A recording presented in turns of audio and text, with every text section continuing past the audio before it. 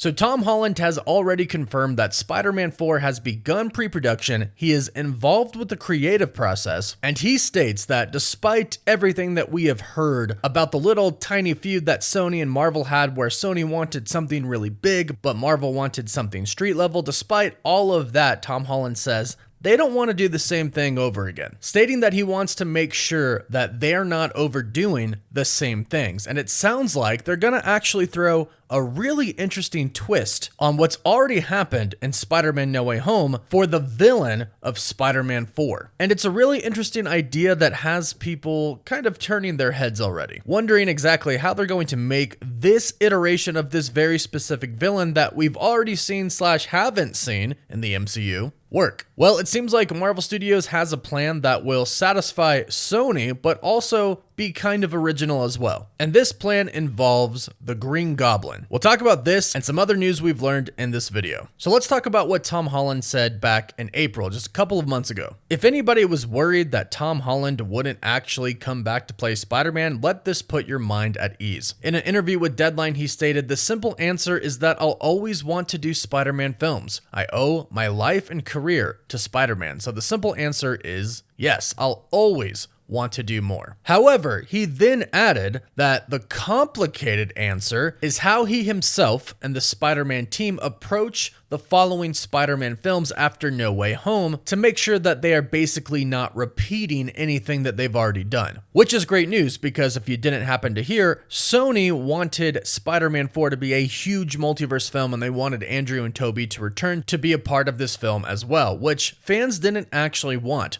Yes, we do want Andrew and Tobey to come back, but we don't want them to be in the next Spider-Man film. At least we don't want them to be a main part of the next film. Not because we don't love them, but because Spider-Man No Way Home was so special with their returns, fans don't want their reoccurrence to be a very common thing because that takes away from how special it was. So now it seems like they're just going to pop up towards the end, and then, of course, hopefully, fingers crossed, we've heard they're going to be in Secret Wars. But in this same interview with Deadline, Tom Holland does say, "This is the first time in this process that I've been part of the creative so early. It's just a process where I'm watching and learning. It's just a really fun stage for me. Like I said, everyone wants it to happen, but we want to make sure we're not overdoing the same things." So this is great because we know that Sony loves Tom Holland. We know that Marvel Studios loves Tom Holland. So if Tom Holland is kind of pushing against what Sony wants, that's really good for Marvel Studios and the film overall. Remember, when the whole Sony Marvel Studios thing went down years ago, where we didn't know if Tom Holland's Spider-Man was going to remain in the MCU,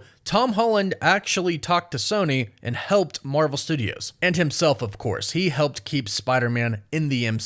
So we have an ally with Tom Holland and he wants things to be great. And what we've heard about the new twist on this old but new villain is that they're going to have a Green Goblin in Spider-Man 4, according to a report from the insider Alex Perez from thecosmiccircus.com, whose new report states that we are indeed going to be getting an MCU version of Doc Ock and Green Goblin, and he specifically states that these versions may have been inspired by people seeing the multiversal variants on the news. And what's really interesting is that it's also been stated that that ending in Spider-Man No Way Home and other various parts of the villain battles in Spider-Man No Way Home, people saw those battles, whether that's JJJ capturing it all on camera or them just simply looking outside and seeing it happen. One way or another, people witnessed everything that went down. And according to Alex Perez, there's a version of Norman Osborn out there and Otto Octavius that witnessed the Green Goblin and Doc Ock and will sort of be inspired by what they saw to eventually become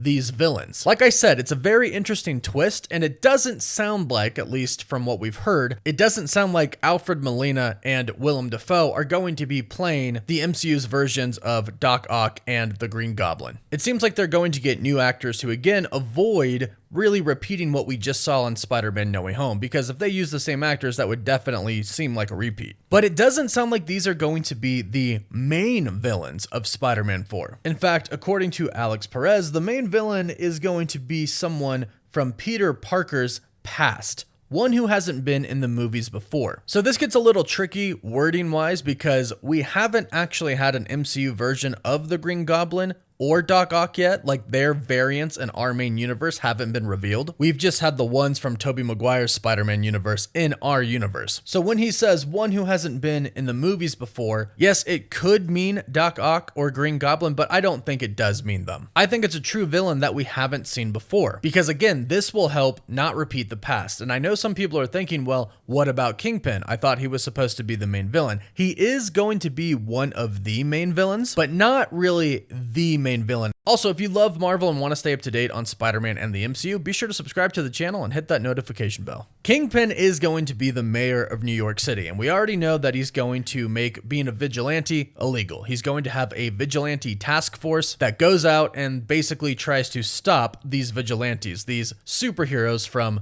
being superheroes. But he's not going to be the big bad of the movie. He is going to be the big bad of the next Spider-Man movies, but that final boss fight between Kingpin and Spider-Man, that's not coming in this film. They're saving that for either Spider-Man 5 or Spider-Man 6, because they're really taking the time to build Kingpin up to be a huge villain. From Hawkeye, Echo, Daredevil Born Again, then Spider-Man 4. He's gonna keep going. He's going to continue to appear in the MCU as a really big player. And I love that they're building him up and they're not gonna take him down until later on. But these new versions of Doc Ock and Green Goblin and whoever this new villain is going to be, somebody from Peter's past, they are most likely going to work for Kingpin, or he puts out a bounty for Spider-Man. So they go after Spider-Man in order to get that bounty. And this is really how Marvel Studios is going to kind of please Sony. Sony wanted the big multiversal film with a lot of villains in it, and it sounds like this is the way that Marvel is going to please them, with having a lot of different villains work for Kingpin trying to take down Spider-Man, which does give us Spider-Man versus a lot of really cool people, at least hopefully. If it's done right, then yes, it could be awesome, and Marvel Studios is handling it, so we know it's going to be better than Sony. And apparently there is still going to be some multiversal aspects to Spider-Man 4, so a lot of people are assuming Tobey and Andrew are going to pop up at the end. And from what we've heard, this is a rumor, so take it with a grain of salt, but there seems to be some merit behind it. What we've heard is that the spell that Doctor Strange did on our Peter Parker affected the other Peters as well. So when they go back to their own universes,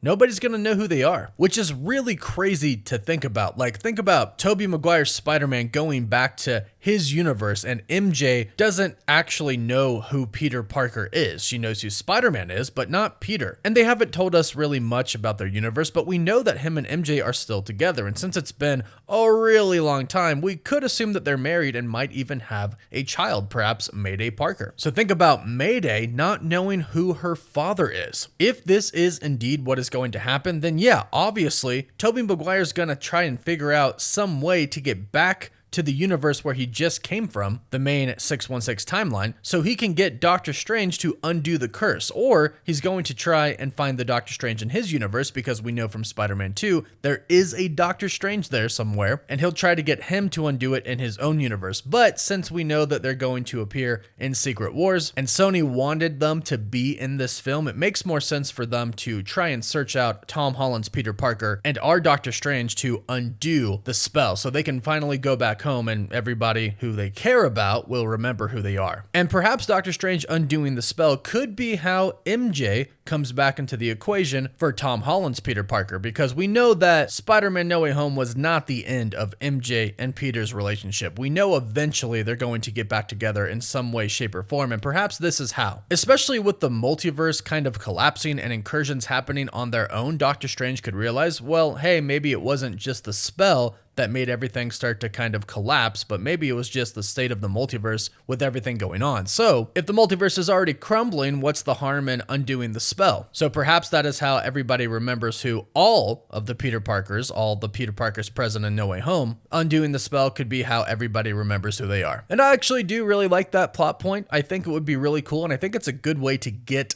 the other two Spider-Man back involved with everything. And then from there, once the spell is undone, it's kind of like, well, the multiverse is collapsing, and unless you really help us, there's not going to be a universe of your own to go back to. So that's how they could really be brought into the fight for Avengers Secret Wars. And that is certainly a way to bring them back that is not repeating what has happened before. It's a brand new story that I really like. But what do you think? Let me know your thoughts about all of this in the comments down below, from the new Doc Ock to Norman Osborn to Peter 2 and Peter 3 returning. Let us know all your thoughts down in the comments. And please don't forget to like this video and subscribe so you can stay up to date on Spider-Man and the MCU. You can find us on Apple Podcasts, Spotify, Facebook, Instagram, and Twitter. And as always, thank you all so much for watching. Woof woof.